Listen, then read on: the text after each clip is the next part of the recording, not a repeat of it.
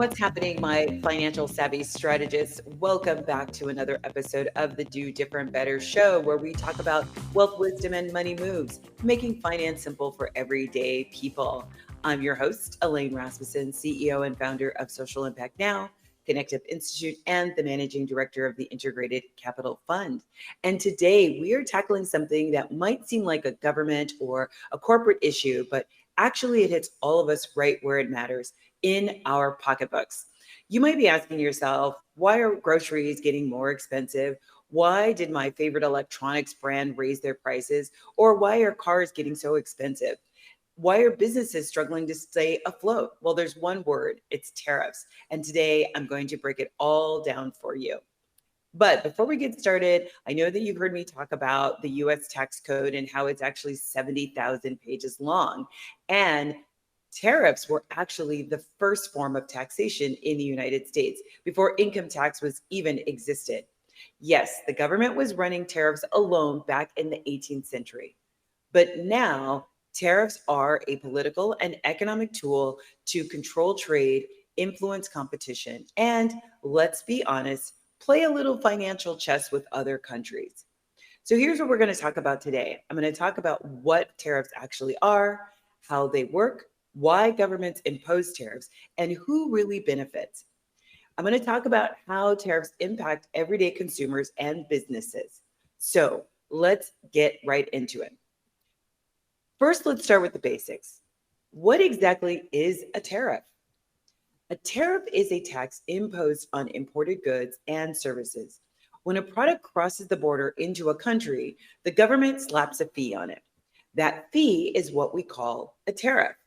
Now, there's different kinds of tariffs, but here are the two most common. Ad valorem tariffs. This is based on a percentage of the product's value. For example, a 10% tariff on a $1,000 imported laptop means an additional $100 is added to the cost. And that's on top of any other cost that the manufacturer or brand owner will put on it. So when you see that price, when you go into the store, know that the tariffs are already included. Then there's the second kind, specific tariffs. A specific tariff is a fixed fee per unit, regardless of the price. For example, a $5 tariff on every pair of imported sneakers means you pay an extra $5, whether they cost $30 or they cost $300. And these are just examples, right? So why does this even matter? Tariffs are not paid by the exporting country. They are paid by you, the consumer. That's right. When the US imposes a tariff on goods from China or Mexico or the European Union, the EU, it's not those governments paying. It's American businesses and consumers. So you might be asking, then why do governments impose taxes? Well, governments don't impose taxes just for the fun of it. There are specific economic and political reasons behind them. So let's break those down.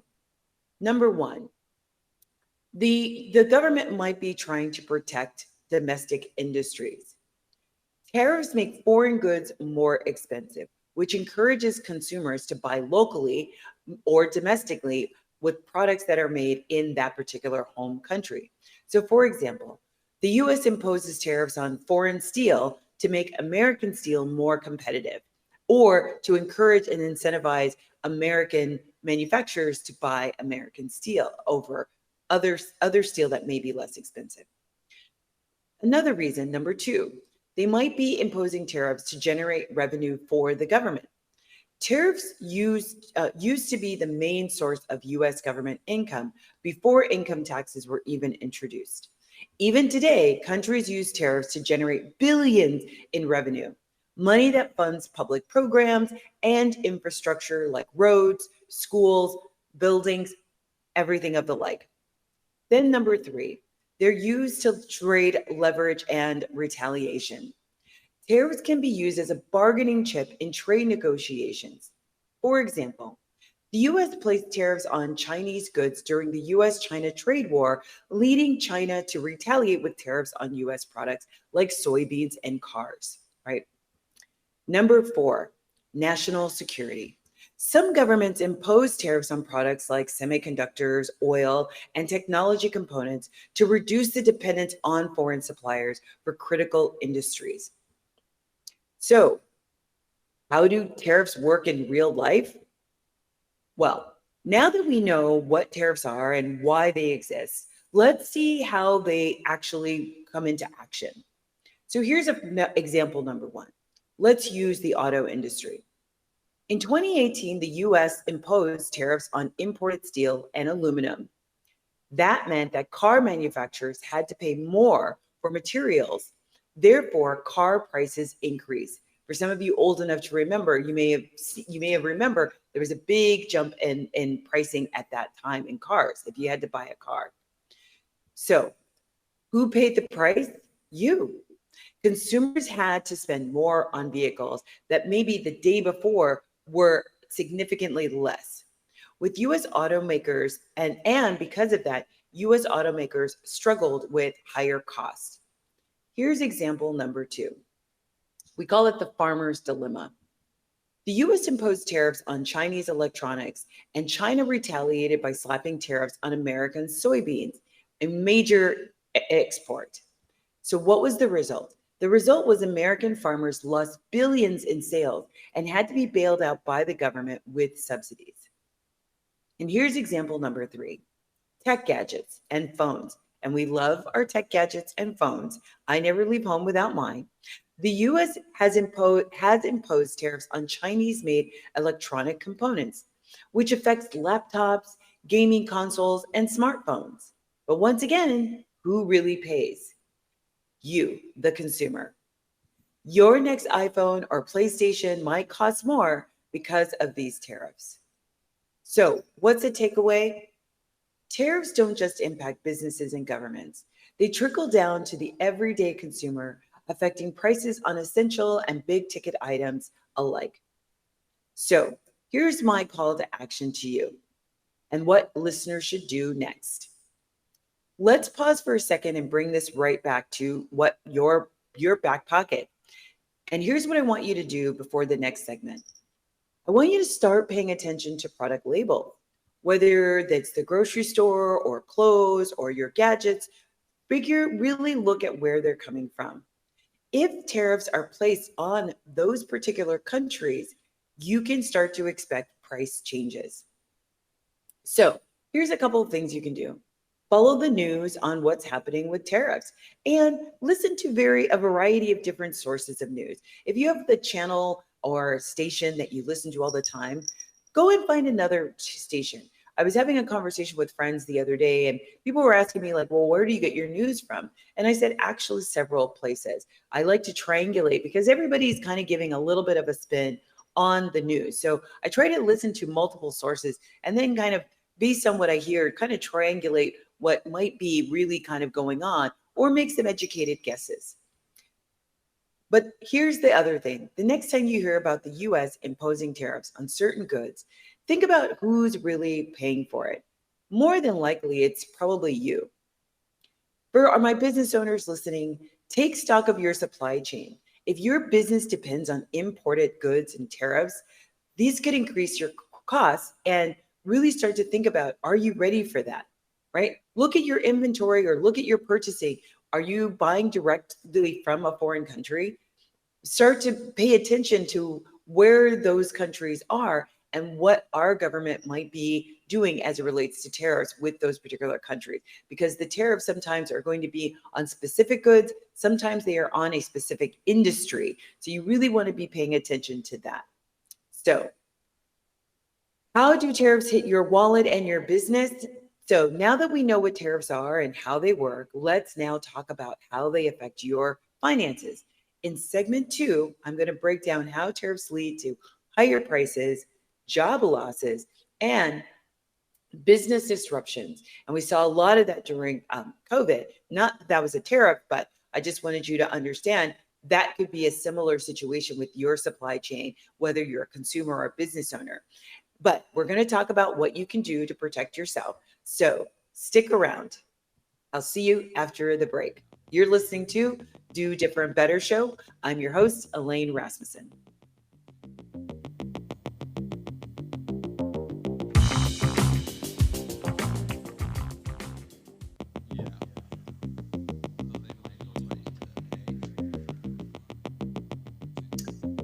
Welcome back, everybody, to the Do Different Better show. I'm your host, Elaine Rasmussen. Great to see you back here, my financially savvy disruptors. We are going to be talking about tariffs. In segment one, I broke down what tariffs are, why governments impose them, and how they work. But let's get real. What does all of this trade talk actually mean for you and your wallet and your business? That's what we're going to be digging into right now. But let's do a quick recap. So, tariffs are taxes on imported goods, anything coming from outside or that was not made here in the United States. Now, the thing that's really important to remember, things aren't made in whole pretty much anymore, right? Unless you're a smaller producer. So you have to remember it may not be the whole thing, the finished product, but the components of the finished product may also be tariffed as well, right? So let's say, for example, you have a laptop. The case might be made in United States, but a lot of the parts on the inside might be made someplace else. And if there is a tariff on that particular country where that product is made, that will still have implications or affect the price of your laptop, even though the outside or the finished product may be completed in the United States. All of the many of the components or all of the components were made someplace else. You will get there may be a tariff on each one of the components of that particular product, right? Or it could be tariffed as a whole entire unit. So this is why it's really important to kind of understand, particularly if you're a business, where are all the parts coming from, so that you could really understand why the price is the price, right? But going back to our recap. So tariffs are taxes on imported goods, right? They're used to protect domestic industries, generate government revenue, and even play political chess. But they don't just affect big corporations or foreign governments. They impact your daily expenses and business costs, right? We've talked about budgets before. This is where you're going to see a tariff show up that may put your budget way out of whack, right? And your savings goals and your financial planning goals. So, here's a key question. Have you actually noticed price increases on your groceries, gas, or electronics? Guess what? Tariffs might be the reason why. So let's get into talking about how they impact your pocketbook. Tariffs make imported goods more expensive, and companies often pass those costs directly on to you. They're not going to assume those expenses. They literally pass them on to you. It's all included in the price that you pay for whatever the item is in any of the stores that you go into. And here's how. If the US imposes tariffs on Mexican agricultural goods, like let's say avocados, right? That's a big thing. We get a lot of our avocados, if not all of our avocados, from Mexico. So if you like avocado toast and there's tariffs that are put on Mexico, then you will see higher prices for avocados, tomatoes, and other produce at your local grocery store. And if you shop at a store that is a more higher end store, those prices are going to be even greater. So here's an example. In 2019, a US tariff on Mexican tomatoes led to a price increase of 40% for consumers. Electronics and tech will also get pricier. The US has imposed tariffs on Chinese made components, which means laptops, smartphones, and gaming consoles all will cost more. The price of a standard iPhone could rise by at least $100, if not more, if additional tariffs on China are actually put into effect. Here's another thing. Tariffs on imported steel and aluminum mean higher production costs for automakers, which makes it more expensive for you to purchase vehicles. Now, you might be saying, well, Elaine, why don't we just use the steel that we have? We may not, the reason for this, why we would import steel, is out of all the uses that are needed for all the things that we as Americans or people living in the United States consume, there may not be enough to make all the things that we want to have made. which is why we go and buy from other places. We are manufacturing at such a level, a production level, that we have to go and buy it because we don't make enough of that particular thing in this country, right? So this is why some people or businesses have to go and buy imported items or imported raw materials because either the price for it domestically is too expensive or there isn't enough of it being produced at the pace and at the scale that that particular manufacturer or business might need the particular raw material, right? So here's another example. A study showed that auto tariffs could increase new car prices by $2,000 to $7,000, right? So even if you're not importing goods yourself, tariffs still find a way to your budget through higher costs on everyday purchases. And so now let's talk about how tariffs actually affect businesses. If you're a business owner, here's why you need to care about tariffs. First, higher costs for raw materials. I just talked about that a little bit.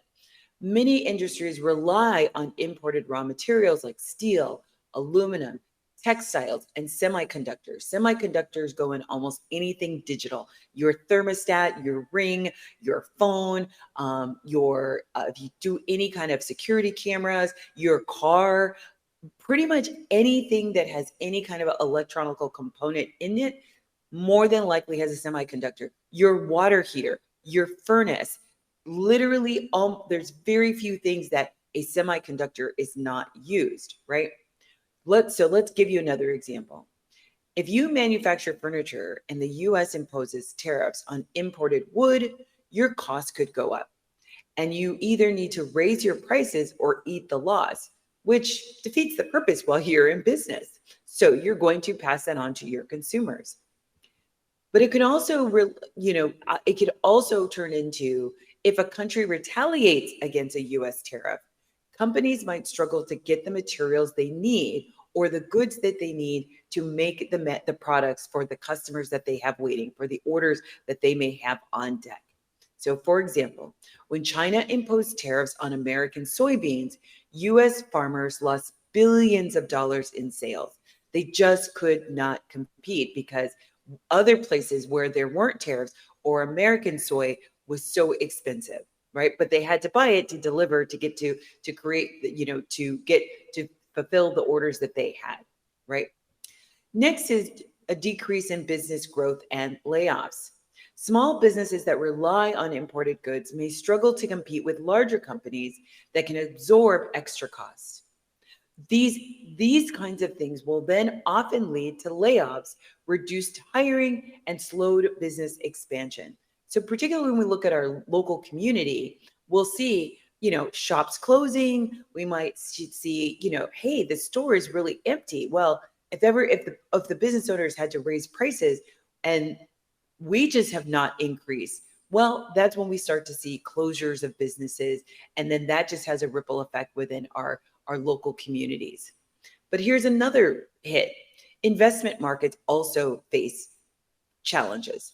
If companies face higher costs and less revenue, their stock prices often decline, which affects your investments and your retirement accounts. That 401k that you have, that 403b, that money market investment you have, those could all be impacted if the businesses that you're invested in are impacted by the tariffs, because then when their business slows, your stock price is going to go down and your investment has less value.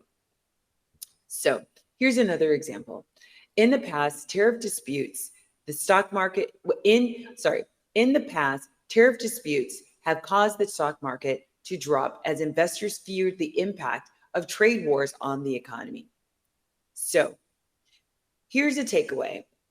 If you're a business owner, you're a freelancer, you're an investor, tariffs will have an impact on your ability to grow, to profit, and to sustain your financial success. But don't worry, I'm here. I'm going to give you some tips on how to protect your finances from the impacts of tariffs. So, number one, adjust your budget for inflationary pressure. One of the things that I find when I'm talking with people, particularly about their budgets, what I find is the first thing that we have to look at is how are you living against what you actually bring in? You might have heard the phrase living at or above your means. Living above your means is you're probably spending more than you're bringing in.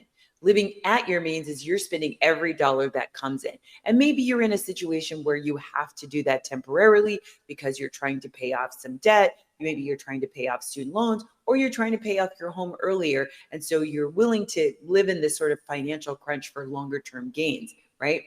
But when we're looking at possibly tariffs are being imposed or tariffs have been imposed, and you've now kind of done an assessment of, hey, this is going to impact me as a business. This is going to impact me as an individual. So let me plan for it. What you might want to start to do is figuring out how can you live below your means? How can you live? And, once again, you have to do what's comfortable for you. Where can you actually realistically do? But finding and creating a plan to live below your means you're going to have a little bit of wiggle room if prices go up for groceries, if gas prices go up, anything that might have an impact to your budget, you'll be at least better positioned to take on those extra expenses, like for food and gas and electronics. Here's some other practical things you might want to do. Buy in bulk or switch to local alternatives where possible to avoid import-driven price spikes. So one of the things that I've done, and I know some other people that do, is instead of buying packaged grains like rice or granola, go to the bulk aisle, right? So one of the things that you're paying for is you're paying for packaging when you buy something off the shelf. But if you're buying it in bulk, one, you're getting the significant price decrease because they're not doing all that packaging. And sometimes it's actually a healthier version. It doesn't have all those chemicals, but you'll definitely want to check those out. They usually will have labels on them. Another thing is you buy at a big box store. So instead of buying 4 rolls of toilet paper, right? You might want to go and buy the bigger bulk brand because once again, they're paying for less packaging. So the price per unit is going to go down. So while you might, if you buy a 4-pack, those, let's just say, are $3 a roll for toilet paper, making the roll, $10, right? Or, nearly $10, $9.99. If you go into a big box store and buy in bulk, you can actually, for $5 more, maybe get 12 more rolls, right? So the unit price for each one of those is going to go down. Now, the practical thing that you have to think about is, do you have space, right? So I've had friends in the past, their partners have bought in bulk, but they bought so much bulk, their home wasn't big enough for it all. So these are the things you're going to have to weigh, especially maybe if you live in an apartment or you just live in a smaller house. Like, how much bulk can you buy and how much can you actually store, right? So, but that's another way for you to be able to manage those. Definitely, we've talked about this in the past, leveraging apps like Good Budget and YNAB, which is You Need a Budget, can really help you stay on top of changing expenses and knowing exactly how those expenses are changing month over month. So you can start to see, over the last 3 months, gas prices have been steadily increasing. I need to make more padding in my budget for gas prices because they continue to go up, right? Tip number 2, support local and domestic businesses. If tariffs are making foreign products more expensive, look for high quality US made alternatives where possible. This is where it's really great to buy locally sourced items from like farmers market, especially when it comes to food, right? And then you also know what's in it, right? You can talk to the person who grew it, or you can talk to the person who made it and know exactly what the ingredients are. I met somebody, I was at a conference earlier this week, and I met someone who pretty much has a very wide range of allergies. And so being able to know locally how it was made and what kind of pesticides were or were not put on the product is definitely something advantageous. But once again, buying local is going to allow you to have some control over those expenses hitting your pocketbook, right? So number 3, hedge against tariff-driven stock market volatility. If you are invested in the stock market, keep an eye on the sectors that are hit hardest by tariffs, like the automotive industry, the tech industry, and manufacturing. Consider diversifying into non-tariff affected sectors, say that 5 times, like healthcare, renewable energy, and real estate. Number 4, Small business owners, review your supply chain work with your vendors. Just because you're buying maybe from an American vendor does not mean that an American vendor gets their products locally. So you may want to ask, if you don't already know, hey, where do you get your product? Where do you get the raw materials that I purchase from you? They'll more than likely tell you. It's not necessarily a secret. If they don't tell you, I'd be much concerned about a bigger issue. But definitely find out, if you don't know already, where do they source their materials, right? So one, can you buy directly from where they buy it? You may not have the volume control, so you may still need to buy from your vendor because they're buying in a larger bulk. But this is definitely something you want to get your head around. You know, maybe you can start to work with vendors in multiple countries to avoid relying on one single tariff affected source, right? Consider domestic suppliers, even if they cost more. It could save you money in the long run. Number 5, stay informed and use tax strategies to offset costs. Watch government policies and tariffs that could affect your personal and business finances. This is where working with an accountant or a tax strategist to offset higher costs with deductions and credits could help you. So, what should you be doing next now that I've given you this rundown on all the ways? I hope I haven't frightened you, but made you more aware of when you hear these conversations in the news about tariffs. How might that actually impact you directly, whether you're an individual, you're a business owner, you're looking to grow a family, whatever your situation may be. But here's what I want you to do next and how we're going to put all of this into action. Here's my homework to you. Look at your last grocery or shopping receipt if you have it. Did any of those items come from a country currently facing a tariffs? A lot of times when you go in the grocery store, it will say on the box that the fruit is held in, or the items are held in, where they come from, where they're made. Clothes, they always have a label on them that tells you where it came from. But also pay attention if the thing that you're looking at, or you're thinking, or the thing that you bought or you are planning to buy has components that may come from these other places too, because that will also have an impact or an influence. If you're a business owner, check your supply chain. Are you overly reliant on imports? Or are you overly reliant on one vendor? Start to research alternatives. Maybe make it a 10-minute or 20-minute thing you do once a week, every week for the next 4 weeks. You're going to do a search for alternative vendors, maybe send them an email, get some pricing. Or this is a great project for an intern. If you get an intern into your organization, ask the intern, hey, I want you to find me 5 alternative vendors for this particular raw material or service.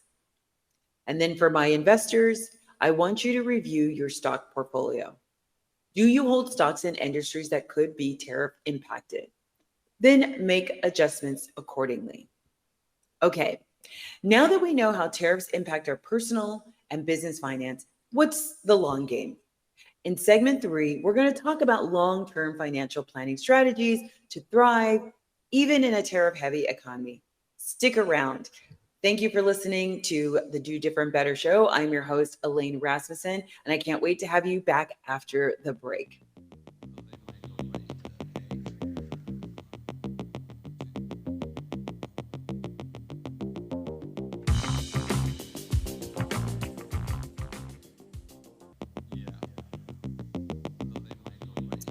All right, my financially fearless family, welcome back to the last segment of the Do Different Better show. I'm your host, Elaine Rasmussen. Ooh, we've covered a lot. We have been talking about tariffs, and we really want to talk about how this really impacts you. So in the previous segments, we've already talked about what tariffs are. I broke down like why governments use tariffs. And then in the last segment, we kind of talked about how they affect your wallet and your business. So now let's get into what you really came here for. And that is, what's my game plan, Elaine? How can I future proof my finances and my business in a tariff heavy economy? So that's what we're going to be diving into now. But once again, let's do a quick recap, okay? Tariffs are higher prices on imported goods that lead to inflation, supply chain issues, and stock market volatility. Consumers will face these rising prices as it relates to groceries, electronics, and car prices due to these tariffs. And businesses deal with higher costs and supplier disruptions, as well as investment market risk. So here's the big question. How do you keep your money working for you when the government trade policies are playing chess with your financial future? Well, we're going to get into some strategies that help you with that. So, strategy number one, budget smarter for rising prices. We talked a little bit about that in the previous segment. You really want to start tracking all of your expenses, right? And there's some digital ways to do that.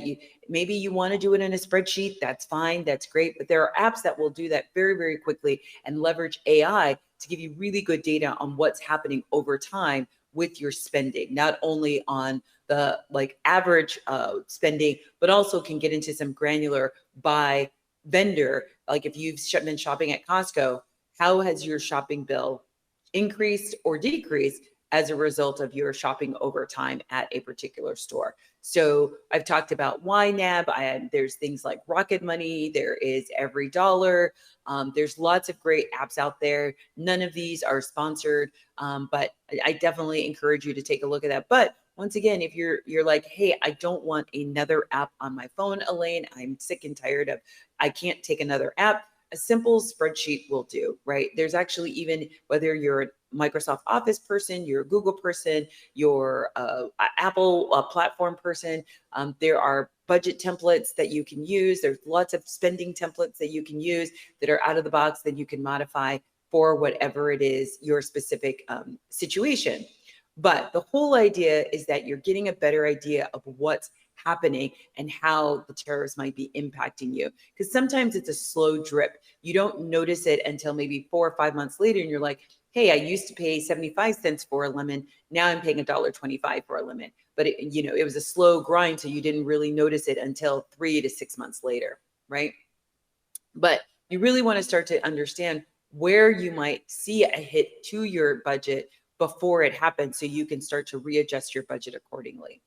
So once again, swap out imported brands for local alternatives to sidestep some of these price hikes. Now, you might be paying more than what you had been paying for that particular product, but you might be paying less than what you will be paying in the future for that product as a result of tariffs. So these are the things you want to start to think about and analyze. Step number 2, protect your purchasing power. Consider TIPS, and I don't mean tips, I mean Treasury inflation protected securities. That's abbreviated TIPS. They adjust your inflation and protect your cash reserve. This means using cash back credit cards or on your daily purchase to offset higher costs. But if possible, and at all costs, avoid any unnecessary debt, right? So once again, like I've shared with you on previous episodes, while I use the cashback incentives for my credit cards, I also pay my credit cards off at the end of the month, or at the end of the billing cycle every month, right? So that way I'm never carrying a balance, because the worst thing you can do is carry a balance when many credit cards right now are sitting at 29 and 30% interest rate. That's 1/3. So whatever dollar you have spent on your credit card, 30 cents of it is going to be on top of whatever your purchases are for interest rates. So once again, if you're going to use a credit card and use the cashback or other features on the card, if at all possible, make sure you pay off the balance by the next billing cycle. So another way that you can leverage is locking in fixed rate loans before rising tariffs push the interest rates even higher. So this might be particularly on homes. When you think about if you're buying a newly built home, all of the components of that home may not necessarily all come from the United States, right? Especially if you're building a smart home, those components they have components that come from overseas, right? So pay attention to that. Step number 3, be a strategic shopper. Plan your big ticket purchases before new tariffs take effect. And you do this by watching the news. So I'll give you an example. If there's going to be a tariff that's going to be put on steel in June, that's what all the news magazines are saying. That's what all the news channels are saying. or I like to watch Bloomberg or Deutsche, and they're talking about tariffs are coming, or they're expecting tariffs to come. If you're thinking about making a major purchase, you might want to make that purchase sooner rather than later, so you're not paying just extra because of the tariff. The product hasn't gotten any better, right? You're just paying the tariff for it to come into the country, right?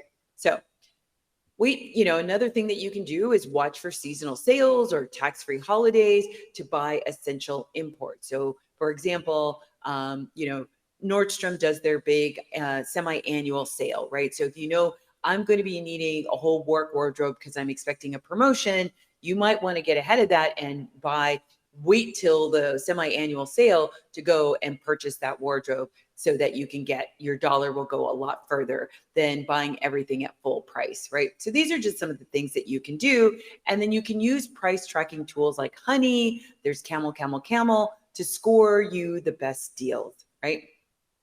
So here's the takeaway. Think of tariffs like a slow moving storm. You can actually see it coming. So you need to adjust your financial umbrella accordingly, right? So here's strategy number 2 of how business owners can stay competitive. Step number 1, diversify your supply chain. Don't rely on one country for imports. Spread your suppliers across multiple markets if possible to avoid tariff surprises. Sometimes it's just not possible. Sometimes what you are purchasing is so distinct and unique to that particular country, you're just going to have to grin and bear it, which means you're going to have to look at other ways that you can cut down your expenses, or other parts of your component. If you're dealing with something that's a manufactured product, are there other ways that you can save money from other components of that thing, knowing that maybe this one particular part only comes from this one place, right?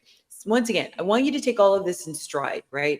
You're not going to have all the options all the time. So I just want you to have the information so you can triangulate what might I need to do under my specific set of circumstances, right?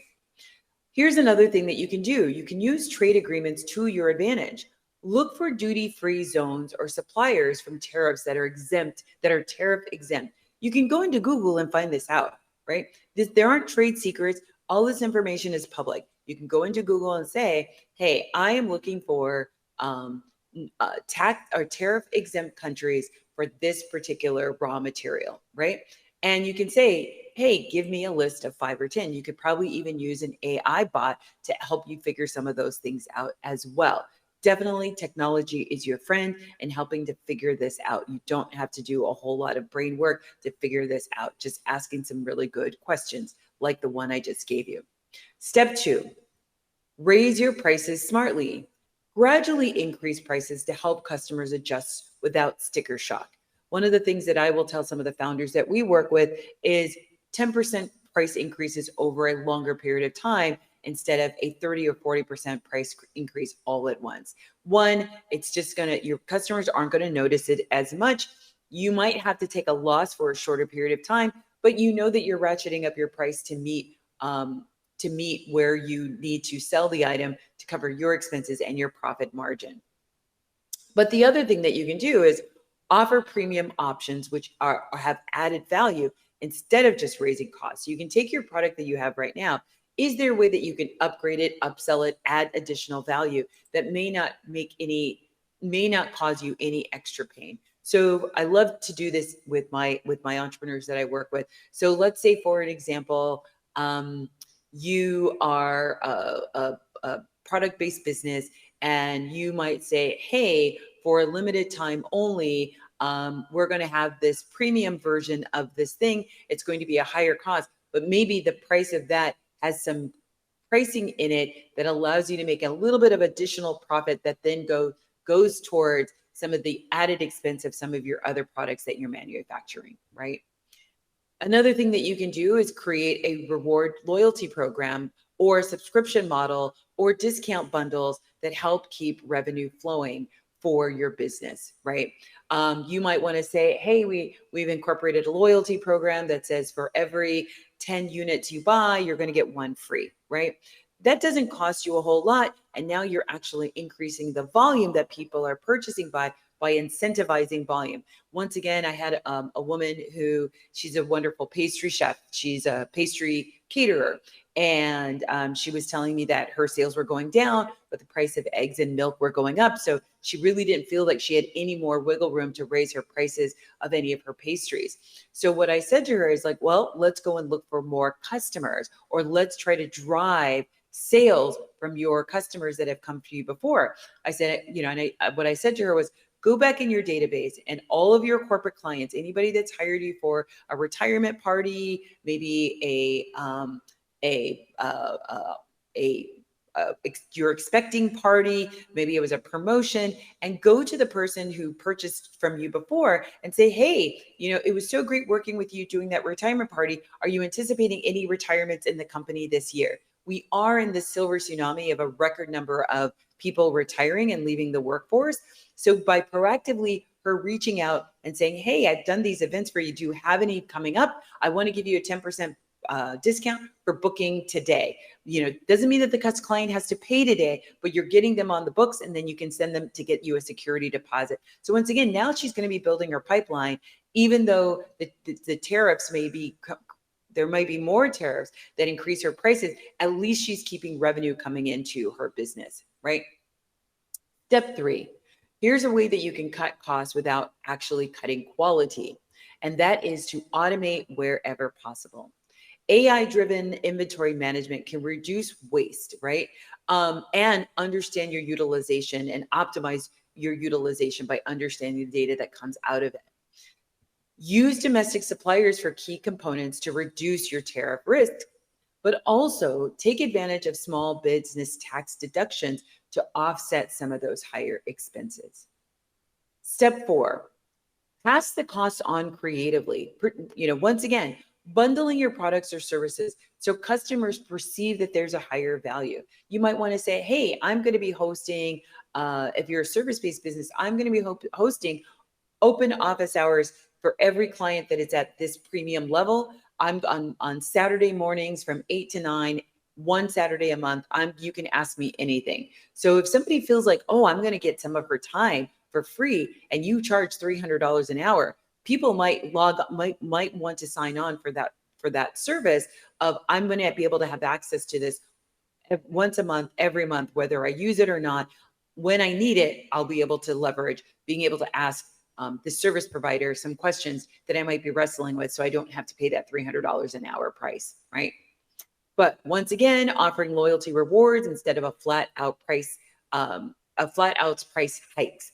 So also, finally, seek strategic partnerships with businesses that complement yours. I told this one pastry chef, I said, hey, you want to get into the weddings, see if you can work with photographers, or you can work with videographers to come as a package deal, right? So now both of you benefit from that situation. So here's your takeaway. Tariffs shouldn't take you down, right? This is an opportunity to get lean, get creative, and get strategic. And here's a quick strategy number 3, and that is diversify your investment portfolio. Don't put all your money in tariff vulnerable industries like the auto industry or the tech industry. Invest in sectors that benefit from tariffs, like domestic manufacturing, agriculture, and renewable energy. Step 2, look into international investments that hurt some countries but benefit others. Investing in markets that are gaining trade advantages. Consider emerging markets or ETFs that tap into these economic shifts. Step 3, protect your retirement and long-term growth. If tariffs shake the market, stick your long-term investment strategy into and don't panic, right? Consider things like gold or commodities or real estate or alternative assets during these sorts of trade wars. So here are some takeaways. Smart investors don't react, they prepare. Adjust your portfolio for both risk and for opportunity.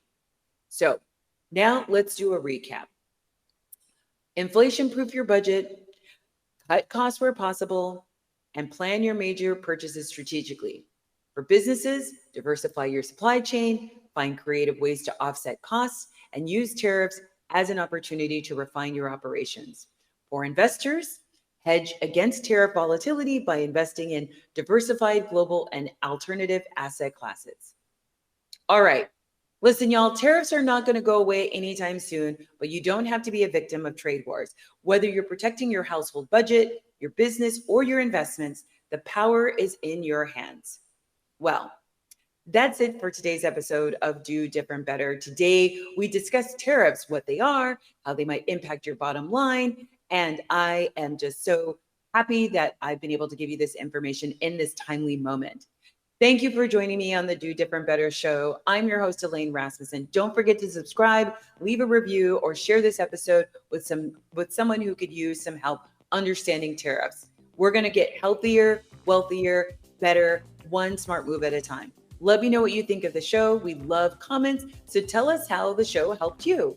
If there's a money or finance question you have, or if there's somebody you want me to interview, hit me up on LinkedIn or Instagram at Do Different Better, Do Different with Elaine. And until next time, stay healthy and wealthy and making money moves. Don't forget to catch us on YouTube and all of the social media channels.